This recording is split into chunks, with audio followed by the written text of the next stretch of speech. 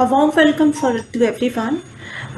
This is the chapter Power Sharing. That's from the Political Science. This is your first chapter. A few notes along with the explanation, and let's quickly go through the tour of the democracy, which I know that you all children must have done it in your previous classes. As you know that in any democracy, all the power cannot reside, it cannot stay with just one organ of the government. And what's the reason behind it? The reason is so simple, so that the democracy can be designed in the best way. So how the power can be shared? Any intelligent sharing of the power should be done so that it can be equally distributed between the legislature, executive, and the judiciary. Let's quickly go through a recap of the meaning of these three terms. What actually we understand by the term of the legislature?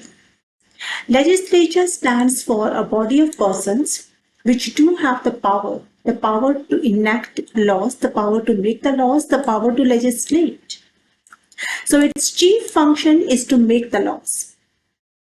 It is said to be a very organized body which do have the authority to make the laws for any nation or for the state. We can call it as a political unit, right? And the meaning of the term executive, it means a person or a group of persons which do have the administrative, which do have the supervisory authority in any organization, let it be any government authority also. So the executive is basically responsible for executing and enforcing the laws. That means whatever the laws which are being made by the legislature, now it comes to the duty of the executive so that they can execute it, they can implement it, they can get it into enforcement. And the last organ of the government is the judiciary, about which I'm pretty sure that you all must be aware about it. This is a branch of the government. What it do? It interprets the law. It settles if there is any kind of disputes, and it administers the justice to all the citizens of the country. When it comes to power sharing, what's the actual meaning of power sharing?